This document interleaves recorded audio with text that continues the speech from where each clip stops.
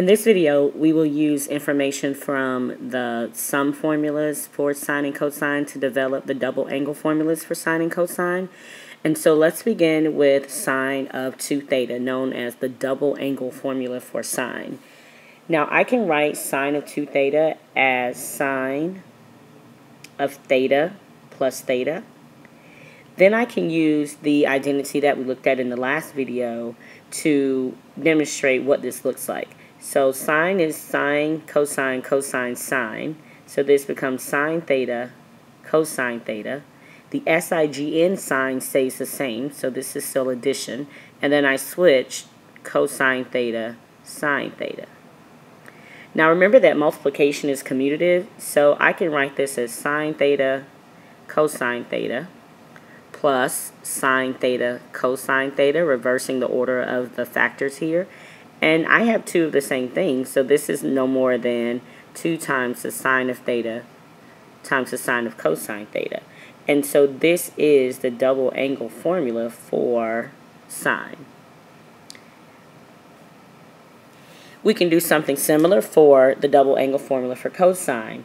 Again, I can rewrite this as cosine of theta plus theta. And this becomes cosine theta, cosine theta, minus sine theta, sine theta. Now I can just simply write this as cosine squared theta minus sine squared theta. And that gives us one version of the double angle formula for cosine. But note that I have Pythagorean theorem, or excuse me, Pythagorean identities that I can substitute. Remember that sine squared theta plus cosine squared theta equals 1. So I can go back to this cosine 2 theta. I can substitute something for cosine squared theta, and then separately substitute something for sine squared theta, and come up with 2 different formulas for double angle of cosine. Let's take a look at how that works. Let's substitute for cosine squared theta. Then cosine 2 theta becomes 1 minus sine squared theta minus sine squared theta. And again, that's me substituting for cosine squared theta. So if I continue to simplify this, I can drop the parentheses, combine my sine squared theta terms, and I have that cosine 2 theta also equals 1 minus 2 sine squared theta. If I make one more substitution, this time substituting for sine squared theta, then I have cosine squared theta minus parentheses 1 minus sine squared theta. If I distribute parentheses, let's go back on that, sorry, this should be cosine squared theta. Then if I distribute parentheses, I will have 2 cosine squared theta minus 1.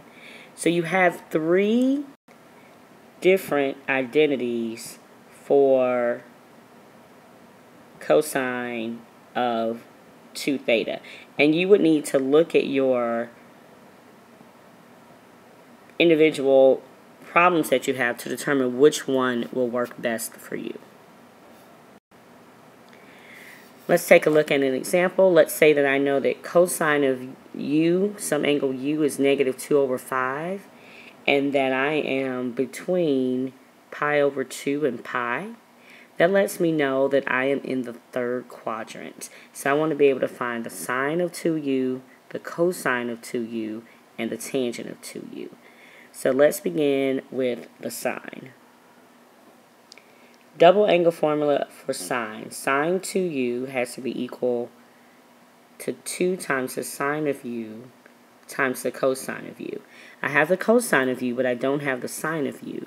So if I understand that this angle is in the 3rd quadrant, then I'm working with a triangle that looks like this one, where theta is in the bottom right corner. Cosine is adjacent over hypotenuse. So I have negative 2 since I'm in the second quadrant. My hypotenuse is 5. And I would need to use Pythagorean theorem to determine what this opposite side would have to be. And if you use your Pythagorean theorem, you'll find that this has to be the square root of 21. So while cosine is negative 2 over 5, sine is opposite over hypotenuse, which is square root of 21 over 5. So the sine of 2 times the angle becomes 2 times root 21 over 5 times the cosine of that angle, which is negative 2 over 5. So this becomes negative 4 square root of 21 over 5. Now if I want to find cosine of 2 times that angle, then I have to use one of those 2 cosine double angle formulas. It doesn't matter which one you use. I'll go ahead and do cosine squared u minus sine squared u. And we found the cosine and sine before. So the cosine was negative 2 over 5. So this is going to be negative 2 over 5 squared. Sine was root 21 over 5 minus root 21 over 5 squared. So this becomes 4 over 25 minus 21 over 25. So cosine of the double angle is negative 17 over 25. Now if we want to find tangent of 2u, we don't have to use that formula that I showed you in the beginning. We can just use that sine of 2u over cosine of 2u. Now I noticed I did make a mistake on the sine of 2u formula that we used before. It should have been negative 4 root 21 over 25. If you hadn't already caught that mistake, please correct that in your notes. And then cosine 2u we found to be negative 17 over 25. So if I want tangent of 2u, I just need to divide negative 4 root 21 over 25 by negative 17 over 25. And if you use the reciprocal property of multiplication, we'll just multiply by the reciprocal. The 25s will cancel out, so that leaves us with 4 root 21 over 17. Now you can use the tangent 2u formula and verify that that's true, but once you have sine and cosine, there's really no need to go back to that.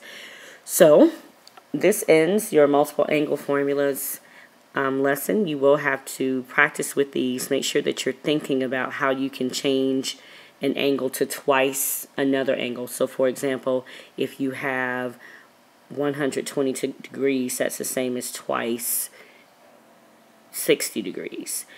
And you can use the special angles in the unit circle to help you with those. So enjoy your day off tomorrow again, and I'll see you guys on Wednesday.